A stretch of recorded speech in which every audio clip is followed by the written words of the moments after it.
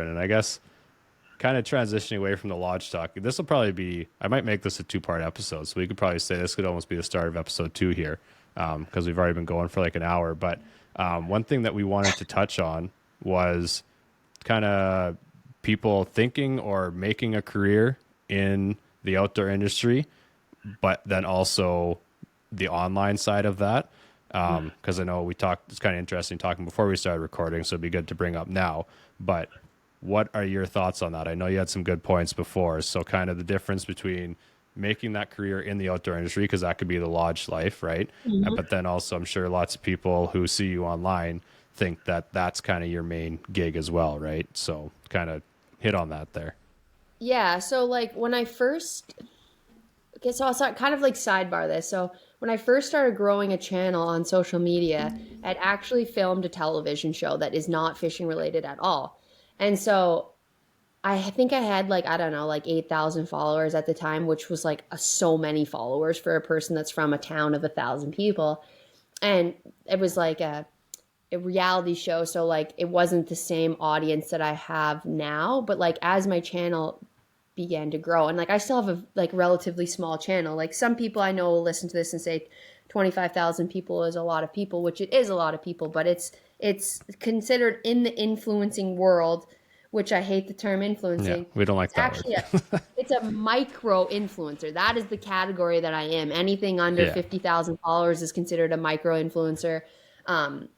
So like I'm just one small piece of this puzzle. And I think sometimes when people see my life, and like I share products that I like very organically because I don't like to be pushy. And also like I just, if you want to ask me a question about something that I use for baits, tackle, gear, whatever, always feel free to come to me. But I don't want to be a person that pushes that on people. The point of me having a social media is just to authentically live my life. And I feel really grateful that I can share that with people, that they think it's cool enough to follow along. And then also I have the opportunity to share with them. But full transparency, being a social media influencer is not a career for me.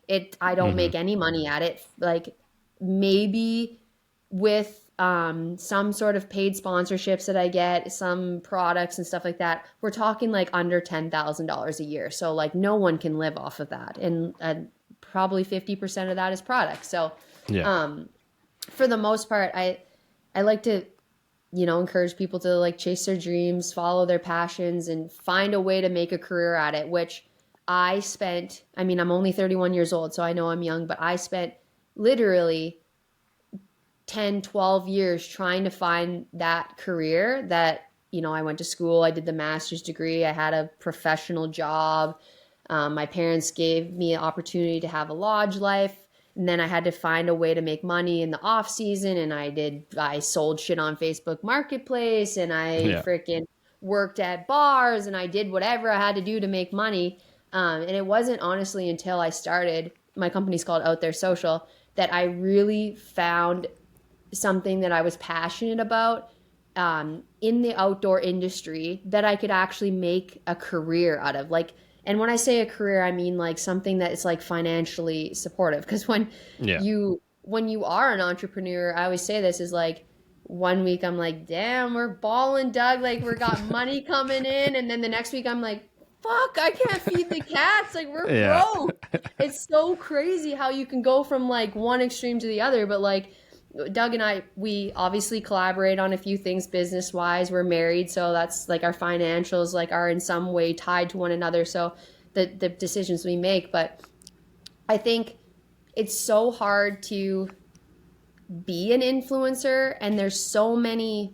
I don't want to sound negative about this because I do have such an opinion on it, and I'm a very opinionated person. But like, there's so many people that believe they're influencers that have made it so hard for authentic people in the industry to make money from companies. Because here's me saying, I work at a resort. We get over 300 guests a year. So I interact with customers on a daily. I have a social media following that allows me to influence in Canada and the US. I go to sports shows. I work for different brands. I have a marketing company in the outdoor industry with access to all these customers. Like I have such a unique way to influence people. Hmm. But how do I do that and make money when I'm not willing to say, yes, I'll take those free products that are worth $400, and whatever, use them or sell them.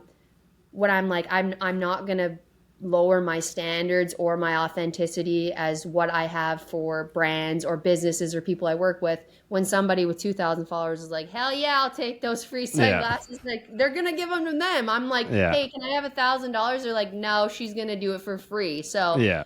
that's the problem, is like, I don't like to say that, like, I don't want to say you're never going to make it in the social media industry, because maybe there's just a different way. Like, obviously, when I first started to gain followers, I was like, oh, maybe this is going to be my career. And then I was like, I'm not making no money doing this. So I had to kind of like detour, do that. But I think I always say to people, working working at a lodge is such a good introduction to the industry, because yes, it's hard work. It's kind of like, maybe you're the dock boy or you work in the kitchen or you do this, but like you get a unique opportunity to connect with people in the industry, brands, businesses. When you work in this resort industry too, like you connect with other lodges and other Yep. resorts, and you have opportunities to go fish with them and you meet people. And so I don't know. Like I still obviously, as a person that owns a social media company, love social media. I love the fact that I've met and connected with so many amazing people, so many amazing brands, and just had so many cool opportunities that I still think it's a really good tool to use in the outdoor industry. Yeah. I think people should know the full transparency of that, like, if somebody's making it look like they make a lot of money on social media and they have like under 100,000 followers, I can guarantee you like they're blowing smoke up your ass, because Yeah. they're not. Yeah. Well, So yeah. And like, don't it, maybe aspire to do that, but just chase your passion in another yeah, way. exactly. And that's, the thing I think a lot about too. Like some people I've had on, it's like, yeah, we can record at whatever time 'cause, I'm off work at this time. Like, oh, you have a job? I'm like, well, yeah, like Yeah. this doesn't pay no bills, nothing like that, right? So Yeah. it's like, it's kind of, when you think about it too. Like I see guys, like do I think about like Josh McFadden, stuff like Mhm. that. Like it's all what you want, right? Like as far as, are you working a job where you're hoping to be making $250,000 a year, or are you working a job that you enjoy that makes Mhm. enough money for you to live the life you want to live and you're happy with Mhm. that, right? And Yeah. that's I think is what things should be, right? Yeah. Well, obviously, we're lucky enough to be in the situations where we can do stuff like this too. But I Right. think that's the biggest thing, and you don't have to, just because you do have a following or somewhat of a following doesn't mean that you have to be, that has to be your main Yeah. focus and the only thing you pursue as well. Like it can just Yeah. be, you enjoy posting your pictures, and I guess Mhm. people like it, so they follow you, and that's all it has to be, right? There's so much pressure to, oh, you've got people following you, now you need to capitalize on that, right? Mhm. Like, and Mhm. that's, I don't know if you find that, or you just kind of wanted to set it straight that like people should realize like this isn't like your main source of income, like you said, would be the lodge and your business, not the social Yeah. side of thing, right? So Yeah, and I think that's a good point, because I like using it as a tool is such a good way to like kind of maybe like make connections in the industry. And oh yeah. Josh McFadden is such a good example of that, because Josh is such a great person. And so he actually had reached out prior to COVID, wanted to collaborate with Cedar Island. Just COVID hit, it was weird. And then my mom was like kind of telling me about it, and I didn't know who this guy was at the time. And I looked at his page and I was like, oh, this guy seems cool. And I was like, let's like, it was right after COVID, and I was like, let's do it. And obviously Josh is a good friend of mine now. And like, I think, and I don't want to speak for him, but like, he's found a way to like follow his passion that allows him opportunities to have experiences. And I think Yeah. you just have to determine what you value more. Do you value money and materialistic things, and like maybe having like Doug and I, for the most part, other than like fishing is what we do. It's how we connected. It's why, honestly, the main reason why we're married. Like, it is our both of our passions. And although we live a very like comfortable life, we have just put a value on experiences over money. So Mm-hmm. like, I have literally drove a piece of shit car my entire life. And this year I was like, oh man, I can actually buy a new vehicle that isn't going to break down on the side of the road because I'm like at a point where I feel stable. But it took me a long time to like get there. Whereas before we were like, yeah, let's just go on a fishing trip. Like we don't need to like, we have a house here. It's like, do we need to renovate it this year? Maybe we'll just like go like Let's go to Costa Rica. yeah, like we'll just do something else. And that's we're able to do that because we sacrifice some things that maybe don't hold as much value to us. So I always like when I'm talking to people, I'm just like, so many people determine or like define success in so many different ways. And somebody asked me that, like, how do you determine success? And I felt so unsuccessful because I was like trying business after business and it was failing and it wasn't working. And I was like, oh my God, like, can I not just freaking find something that I'm good at and like to do? Because I don't want to counsel people anymore.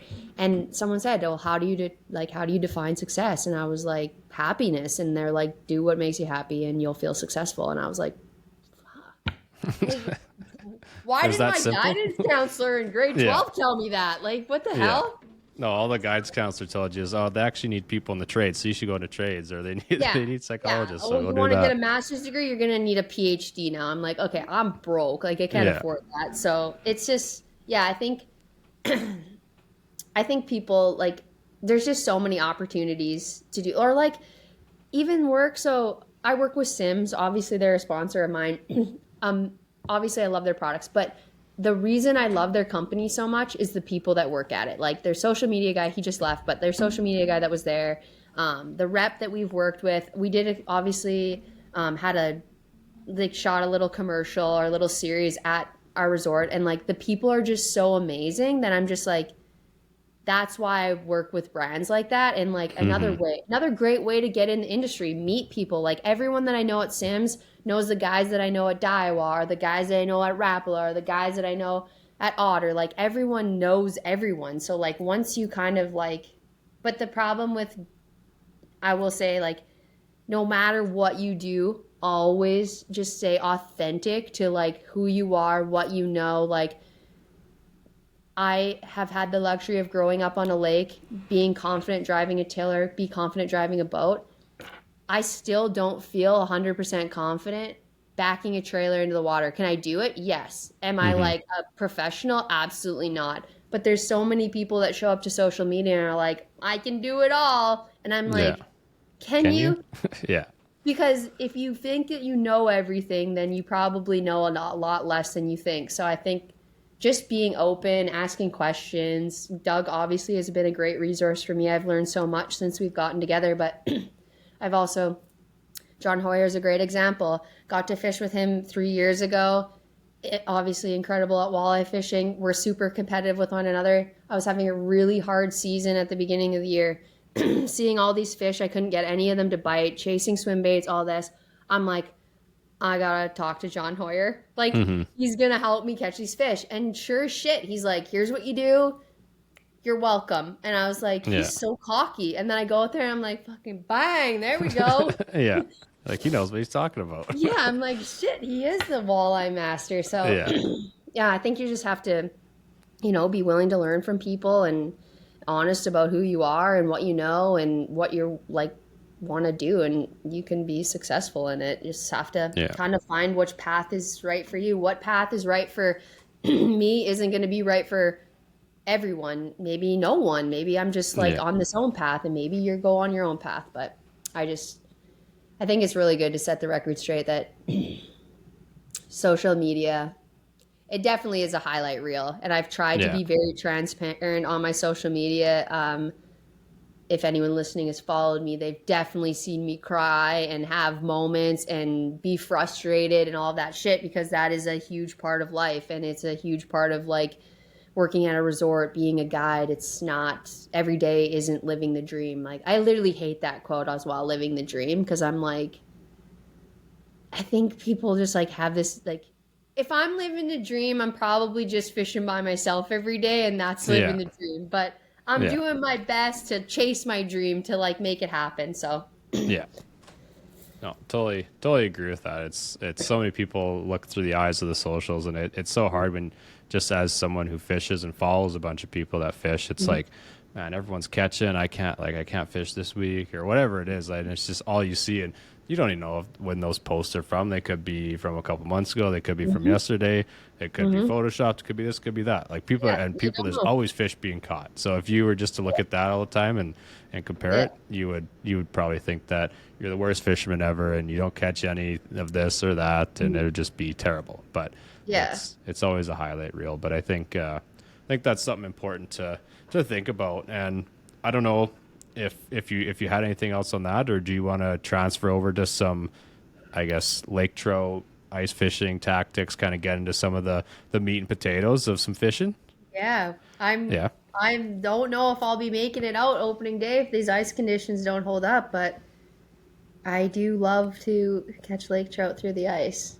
Yeah, so I guess we may as well hammer on that, get into some specifics here, some of the information, maybe some secrets and stuff like that. But I guess every lake's different, obviously, Mhm. but also that's the beauty of fishing is lots of general tactics can be applied into other bodies of water and stuff. So, Mhm. kind of for you, given where we are in the timetable of this year, what are you kind of doing as far as early ice for lake trout? Whether it's we could touch on your locations, your depths, and then maybe get into some like presentation stuff like that. So whatever you want to start with.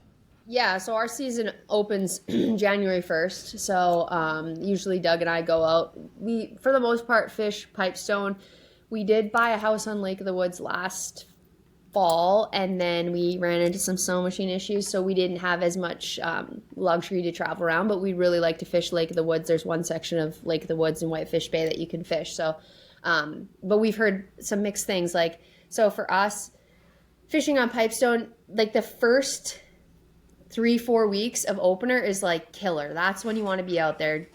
January 1st, the whole month of January, February, it gets like it's miserable. So like you can go out, but fishing gets a little bit harder. And then March, when it's nice and sunny and you can sit in your sweatshirt, fish like you. It's just the bite slows down for some reason. I actually don't know. Whereas we've talked to a couple. I think maybe it was Jamie Bruce said that in whitefish it actually gets better as the season goes on, and March is like the time to like catch trout there. So we're hopefully Okay. going to do both of that this year. But um, we generally go to Pipestone. And so all of my lake trout spots, ice fishing, for the most part, are my open water spots. I just move closer to the structure, wherever that may be, if it's a shoreline, if it's a reef or whatever it is, and get in because in the summertime, so Pipestone is 225 feet deep at its Oh, okay. deepest. Yeah, but for the most part, I don't ever fish over 100 feet Right. like any time of the season. And then I'm mostly targeting fish that are suspended at like 60. So in the winter time, obviously those fish are moving closer to the structure. The water is all cold, so they're moving up. I'll move into like, so back when I was a kid, when I fished with my parents, we'd fish in like 50, 60. And then as Doug and I started fishing together and learning more about the lake, we actually now move into like, for the most part, so on sunnier days, we'll fish a little bit deeper, maybe like 40, 45. And then on Yep. cloudier days, we'll fish like 30, 35. Just kind Okay. of depends on the weather. We play it by ear, how much snow is on the ice, all that kind of stuff. But we run and gun a lot. Like as a kid, we always jigged. We never set up tip ups, which is so. I don't like. Do you guys fish with tip ups? Like, did you grow up doing that? Because I never did. Okay, yeah, I would say, well, obviously depending on the species, but Yeah. it was a pretty common thing. I won't lie, like before like when I was younger and didn't know much, the tip up would just, if I was out fishing perch, the Yeah. tip up would go just Yeah. whatever the legal distance was from the tent, and I like hardly ever had flags. Now that I know what to do with tip ups, I'll go out Yeah. and just use tip ups, but didn't Gotcha. really use them as much growing up. It was like something that you bought at Canadian Tire for $15. You're like, oh, put a smelt on this, we'll catch a pike, Yeah. and then that was about Yeah. it. So So we never like I never grew up doing that. Like we in the springtime we would bank fish, basically run like live bait or not live bait, but like frozen Cisco's and stuff and lay them on the bottom, wrap around a can, and then sit on the shore and wait for trout to come pick them up when they're shallow in the spring. Okay. But Doug uses like Doug always sets up like an iFish Pro or something, and like now you can, with technology, you can see the fish actually swimming back and forth from your jigging bait to your dead stick bait or whatever. But we, for the most part, like I feel confident jigging. That's my confidence, so that's what I do, and I find that it's like, I mean, I have ADHD, so I find it's more fun. It keeps me like, if I'm looking at tip ups, I'm gonna go crazy, but.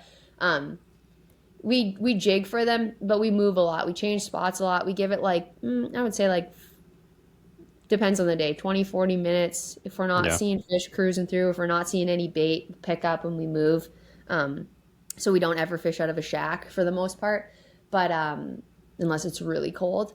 But I use jigging wraps. They love those, hey? I love jigging wraps. And I don't, like, Doug downsizes. Like, sometimes he finds that if the bite's finicky, which I never have that issue, it seems to be Doug Wagner problem. But he downsizes to number 7s. But I've always used number 9s, open water and through the ice, and I always have really good success. I had slimy lime, the color that they came out with, was that like 2 years ago, is killer. Like I've never used, for the most part, we always used glow, obviously. Pink did really good, and then like a blue, but I had never really used green for lake trout. And then this color came out, and like I freaking crush lake trout on slimy lime.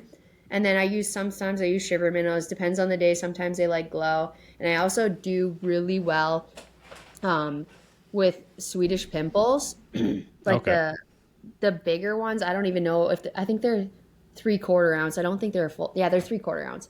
But so there's this color. I don't even know what it's called. It's like an iridescent pink. So if anyone listening to this podcast ever finds the Swedish pimple that's like an iridescent pink, send me a DM. I'll Venmo you or PayPal, because like they don't make the color anymore. It doesn't exist. So I don't know how I started talking to this guy that was in Michigan. He was like, we have a common friend or whatever. So we were messaging about lake trout one day, and he fishes like standard rock, which is like epic shit. And he's like, yeah, you do good on shiver minnows. I was like, yeah, but I really do good on the Swedish pimple. And then he's like, oh, send me a pic or whatever. I was like, yeah, they discontinued it. And he's like, oh, I was like, if you ever see it, let me know. Like, this is the first time I ever talked to this person. Like 2 days later, he's like, I got you 7. I'm like, yes, here's my address. Send him to Doug. He'll bring him to me. But I have just found that like when fish are really finicky, like when lake trout are really finicky, I don't know, because a jig and wrap obviously falls really fast, whereas the Swedish pimple, it doesn't fall as slow as a regular spoon was, but it maybe just has that flutter or that iridescent color that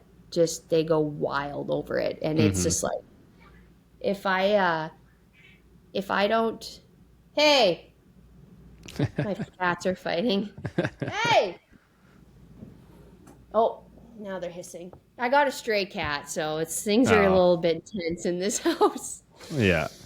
But yeah, no, and now that I got a live scope last year, and I'm not super partial to technology. I love my Humminbird for one thing. I absolutely love my live scope for lake trout fishing, but it's just it is so amazing to watch fish behavior, especially a lake trout. Like, if you have never watched a lake trout or had any sort of experience jigging for lake trout where they come screaming in from the sideline at 100 miles an hour, like, book a trip anywhere right now, because it is an absolute must do. Yeah. Oh yeah. When you can watch ridiculous. That to the point where they're hardly even showing up because they're going so fast. Oh yeah, and it's just like, and you just know that's the most part. That's the coolest part about guiding lake trout, is I'll be watching it and I'll be like, keep going, it's coming, it's gonna bite, it's got it, and then all of a sudden they're like, oh my god. Yeah. And then I'm like, fucking cool as shit, because they're like, you just called that, and I'm like, yeah. It's just watching the graph. Yeah, exactly. Yeah, we do lots of trolling at Lamar, and so when you do get on a jig bite, it's pretty cool, because we don't ever fish, but I'll toss out like a throwback rod while we're jigging and hook up, hand it over, and yeah, Yeah. we'll have 3 rods on at a time when you get onto some of those jig bites. And same thing, it's like, Yeah. oh, you got one coming, watch it on the graph, and then yeah, they Yeah. just get hammered, and Yeah. that's like sometimes the highlight of their day because it's just complete chaos, right? So Oh yeah. yeah, totally agree And with you like on that. they're like we fish, like I use a medium weight rod with like a 4,000 to Tula on it. But like, so like, I guess some people would consider that light gear. That's always what I've used. But like, even some of the people that I've taken muskie fishing, like when we get on a lake trip, they're like, wow, these things like fight hard. And I'm like, yeah, they do not like that thermocline. Like as soon as the Hmm. water gets warm, like they're gone. And it's like, I, I can't like Doug would kill me if I said it, but there's a few specific bites that like rate very highly on my like things of like I cannot live without. And like obviously musky fishing is like my go-to, but like Yeah. a lake trout screaming up at my bait is a very, very close second, as well as a freaking Green Bay walleye rip and wrap bite. If you also haven't done that, absolutely insane. Yeah. So Casting there's for walleyes, that's just like absurd to me. yeah, instead of just jigging them. Yeah, like we just grew up jigging them. Like, I mean, now I cast for them with swim baits and stuff like that on my lake, but like in Green Bay in the springtime when you cast for them, it's like, it's just fucking epic. Like, it's Yeah. such a cool experience. Yeah. So I guess with that, we kind of hit on presentation. They're pretty good. So when you were talking about tip ups, are you still rarely putting those out, or are you just making Doug like? Do you like if Doug, if you want me to put one out, you have to put it out. I'm just gonna be Yeah, here like, jigging.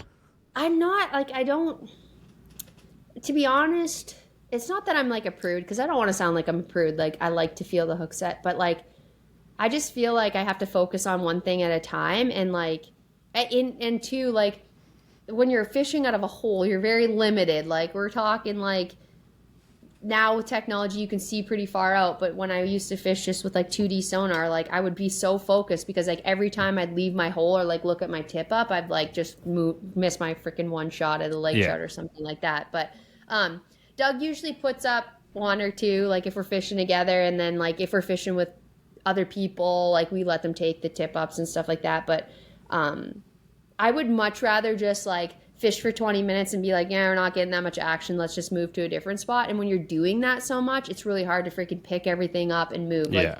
ice fishing is already so much work that I just don't try to add to it. But Doug will, I would say, like one every 3 trips he uses a like an iFish Pro of some sort. Okay.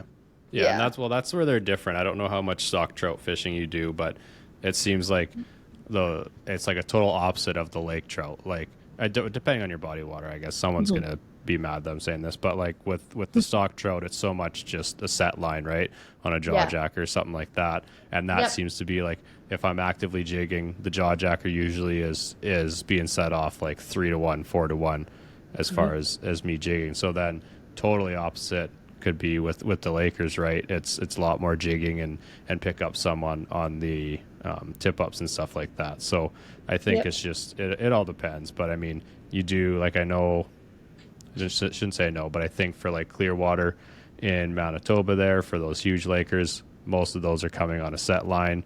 And instead of jigging, obviously you can still hook up on some when you're jigging too. But from what I've heard, I haven't got to do it yet. But it's lots of just laying a big Cisco on the bottom Yep. for those big ones, right? So it could depend on your body of water too. But I agree with you that watching them chase and when you feel that rod load up when they're chasing too, and it's like that's a pretty fun bite, especially Oh, yeah. when it's going to be a bigger one too. So Yeah. can't go wrong with that at all. I No. mean, iFish Pro, you still get to do the hook set Yeah. and everything, that's right? true. But Yep. at least you get to fight on the rod still. Like it would be, I haven't fought one.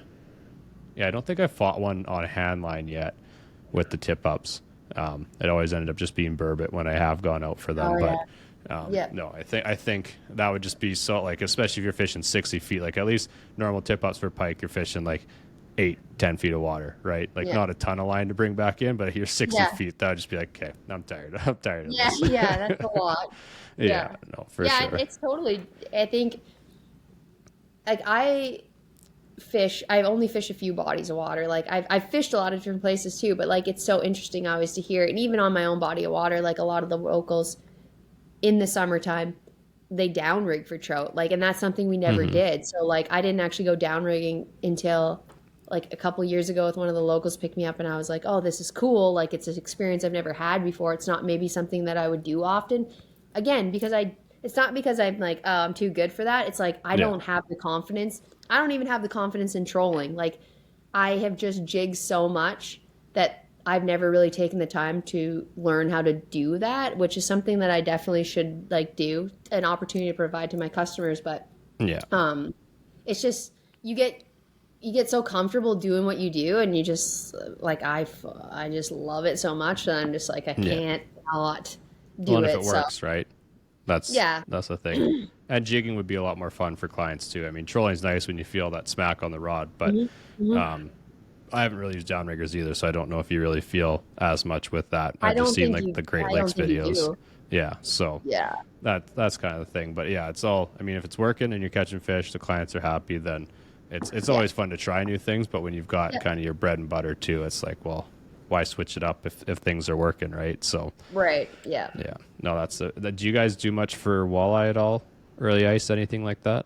Yeah. So like, well, actually, like my in-laws actually came here last year for Christmas and they set up a bunch of tip outs out in front of our house here at Lake of the Woods. And then like that was a new experience for me, just watching from the couch. And then I'm like, oh, flag, somebody go get it or whatever. But that is something I would like to do a lot more this winter, is on Pipestone specifically. Now, because I fished a lot of walleye this season. Normally I fish a lot of lake trout, a lot of bass, and obviously a lot of muskie, but this year I fished a ton of walleye and I learned so many cool spots and so many things that I would really like to explore that a little bit more. The lake that Emily guides on, where we portaged to it last year in the wintertime, and we thought we were going to do crazy good there, and then it just ended up not being successful. So we'd like to kind of look at that and maybe find some new spots. But we will fish walleyes on Lake of the Woods, like Clearwater where my mom lives. They have a really good walleye population. And I'm not going to lie. Like, I mean, lake trout fishing obviously is my number one, but I do love to crappie fish too. And like, we have some really cool lakes around here. The coolest thing about ice fishing is you have so much access in the wintertime. It's like lakes that no one ever fishes. You now have an opportunity to go to them. And like, it's kind of funny because around our area, even though it's like a fishing community, there's a lot of like trail riders and not a lot of fishermen. So like there's always sleds on the lake and stuff like that for the most part, but none of them are fishing. So they're not Doug stopping. and I got to find, they're having fun and we're fishing. So we found a couple lakes 2 years ago and caught some really big crappies, like some like 16 inchers, and like our average crappie was like 14. So I still like really like to do that. And I mean, this is probably so weird to say, but I've always really wanted to go to the States in the wintertime and like try to catch like giant bluegills, which are obviously like over 10 inches or whatever they consider big. But like, I never did that as a kid. Whereas like people in the States are like, that's all we did. We want to go lake trout fishing. And I'm like, I like to catch a big, like even to catch a big crappie, like it's still a lot of fun. Yeah. And, it's like something that I've like spent a lot of time learning how to do. And like, it's again, another big investment, because I'll tell you something, like a lake trout rod and a crappie rod are not the same. So no. You got to invest a lot more money. But yeah, if we had a Doug's way, we would go lake trout fishing all the time. But, we try to switch it up once in a while. We fish a couple like local tournaments around here and for walleyes and stuff like that. And I'm adventurous though, so I'm like, let's just try something new today. And now that we have an opportunity to live on a different lake, with different species that maybe we don't fish a lot, we'll try to get Doug out of his comfort zone a little bit this year. Yeah, but well, it's nice to just change things up, right? Especially when you go so hard during the summer. I'm sure Doug's tired. Well, maybe not, but maybe tired of seeing muskie for a bit and wants to change things up a bit, right? So no, that makes sense. Our like going to Pipestone for us, which is like, so you could go to Pipestone, you could go to Eagle Lake to fish trout, you could obviously go to Whitefish, but like there's not actually a ton of lakes around us like close by that you could fish lake trout. So like Pipestone for us it's an hour drive from our house. excuse me, and then like a 17-mile sled ride. So like it's not a hop, skip, and a jump. Like Mm-hmm. I obviously don't live at my mom's house anymore, so it's not close. But um, it's just now that we live on a lake, there's actually a trail that goes through that we can get to whitefish. I think in maybe like 20 minutes. So Okay. that'll be cool to learn too. Is like fishing lake trout here, I would assume is going to be a lot different than fishing lake trout on Pipestone. So I'm Yeah. excited to learn something new and see if like even like something as simple as the baits. Yeah. Well, that's the thing too. And even if it's not successful the first time, I find like if it's successful right off the bat, it's like okay, ready to go try something else. But if it's not, I'm just like I can't wait to come back here and try and figure it out. Right? Like it's kind of Yeah. it's that chase for it, and so it's Hmm. almost nicer when it totally doesn't work out. But you get like a little tidbit of okay, this Yeah. seemed to work a bit, and then next time you're back, you apply that with something else, and it's like okay, this is working even better, and then you do finally figure it out. And by that time, you spent a lot of time there, so it's like a special place, whatever stuff Yeah. like that, and Yeah. makes it more fun for sure. But no, Yeah. that's all totally fair. And somehow it's already been an hour and 45 minutes, so I'll toss it down into the Okay. rapid fire. Okay. I had some constructive criticism from one of my buddies, Jesse, that I guide with when we were just on a stock trout trip. So I'm going to make this portion better from him. He said the rapid fire is not rapid fire enough. I let people think about it, or I let them Oh, explain shit, their I'm the answer. So trial here. I gotta. yeah, Everyone else gets a freaking minute. Okay. yeah. So See how it goes. what we'll do is based on his suggestion. What we'll do is it'll be rapid fire, just kind of first thing that comes to your mind with these questions. Okay. I've got 5 here. Okay. But then afterwards, you can expand on your answers if you'd like to. Okay. But if you're ready to go, we'll go. I'm feeling a lot of pressure, but I think I'm ready. Yeah, they're not too bad. And for Okay. anyone listening who hasn't listened to other episodes, we never tell the guests this part of it. They see what the other topics are that we're going to talk about, but they don't see the rapid fire questions. So, Okay. number 1, favorite part of guiding. The people. Okay. The worst part of guiding. The people? Can I say it That's what twice? I thought that's what I was writing these down. I was like, I wonder if she's going to say that because it's kind of goes back and forth. Okay. Yeah. So, this one might be tough. I have down one species you'd never like to catch again. Oh my God. I'm so sorry, but I'm gonna say pike. That's another one. I was like, with muskie and stuff, it's got to be pike. So yeah, that Only, makes and sense. only because it's freaking the pike we catch here is small. I'll catch a big pike by you, but not our little dinks here. Okay, that works. Number 4 here, bucket list species. A tarpon. Okay, yeah, that's a good one. And the last one here, one musky lure for the rest of your fishing time. You can only use it. Fuck. Double dog.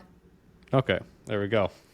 I was gonna say a bucktail. I might regret that, but if I had to pick my favorite, it would be a double dog. If I had to pick one that I was gonna catch fish on, it probably should have been a bucktail. But Okay. it sounds too simple. Well, But that's what happens in rapid fire, especially when it's actually rapid like this for the first time. So was there Yeah. anything you want to expand on so for a those? guy with the same name as me just sewered me on the first podcast. Doesn't Yeah. even have my back. Yeah. I'll tag him in it, and so you can rip him apart in the DMs. Yeah, thanks, man. Yeah. I think I almost said for a bucket list fish of mine is actually like a big lake trout, like one of those big lake trouts that you guys obviously get in the Northwest Territories. But like, I mean, I've already caught a lake trout, but tarpon's definitely a fish that I want to catch. It's the saltwater muskie, so. But yeah, guiding, that was a hard one too because, yeah.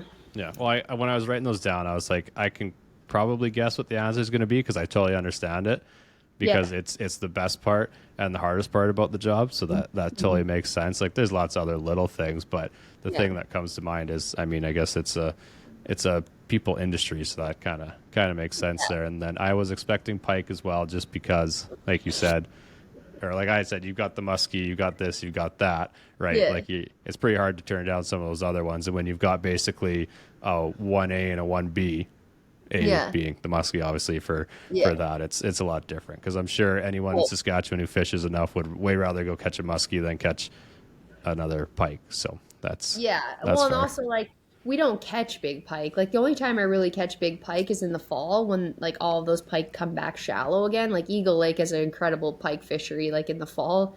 But like I don't lie, people come to camp and they're like, oh, I want to go pike fishing today, and I'm like, good God, like they're like, get the Johnson silver minnow out, we need it. Yeah, that's funny. Like, that's just the lure of the Americans is the Johnson silver minnow, no matter what. I'd never even heard of the thing, I don't think, until I started guiding. I'm like, what is this garbage? It works, but I hate it.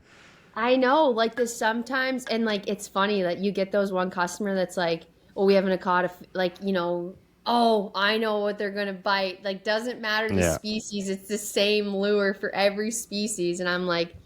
And then sure as shit, I have this guy throws a freaking spoon out when we're muskie fishing and catches a 42-incher. I'm like, do I even know anything about fishing? Yeah.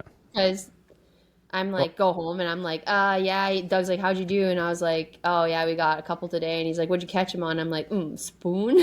Spoon. Like, yeah. What? Well, and I guess that's one thing I'm curious since I've got you here is how come you don't really see much for spoons being used in that? It's just not something that works for muskie as much, or like what's the deal? Because that's like a staple for any pike, right? Yeah, so I don't like honestly one of my friends and I had the big debate over this.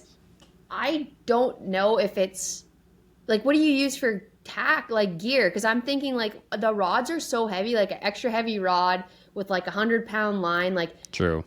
A lot of the spoons are like they're hard to throw because for the most part they're fairly like some I guess some are heavy, but they're just so like they have that flutter that they're so like weird to throw. I don't know. Yeah, you can't like some of them are harder to toss. Len Thompson just came out with some new I forget the name of it that all of us guides got a package up at the lodge this year, and they're extra heavy lures, so it's the same size as just heavier. And you can cast it. And you can just bomb them out like crazy, and they're a lot better for just straight lining when you're trolling and stuff like that too in the spring. So it's just kind of a go-to, right? Like a 5 of diamonds, it catches everything except maybe muskie. I don't know. It's just I don't know near enough about muskie to probably even be talking about it, but it's like you just don't see people using that stuff as much. It's always all these different baits, and maybe muskie fishermen are just like, I'm too good for spoons. Maybe that's why. Probably. They're like, oh, a spoon, how much is that? $20? No, I'd rather spend 100. So yeah, exactly. Like, that's not expensive enough. And you know what? And like maybe some people would say like it doesn't have the sound. Like a bucktail is obviously similar in the sense that it's flashy or whatever, but it has like the grind and the whistle and all of that kind of stuff. So maybe, you know, like sometimes I think we know so much about like fishing and then it's like the fish does something like, and I'm like, do we really need to spend like, if you got a tour of Doug's basement in Green Bay, like, is it necessary to spend that much money on muskie baits? Probably not, because you could probably throw a spoon for the rest of your life and still catch muskie. But for some reason, we're all just stupid enough to spend all this freaking money and meant to catch the fisherman, not the fish. We've convinced ourselves that that's what you need to catch the fish. So yeah.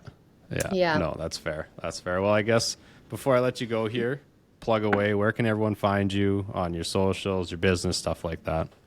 Yeah, so my social channels are all for the most part Jessie Baker with 2 J's, and then my company is called Out There Social. And like I said earlier, I am looking to hire a social media assistant, and I have to hire somebody in Canada. So anyone that is enthusiastic about learning more about social media, maybe working remote, earning a few extra dollars every month in the industry, then get a hold of me. You can find me at Out There Social on Instagram. Awesome. Well, I appreciate you coming on. Finally able to make it work out. It's been a little bit in the making, like we mentioned at the top of the episode. So yeah, thank you very much for coming, and I guess have a good rest of your evening. Yeah, you too.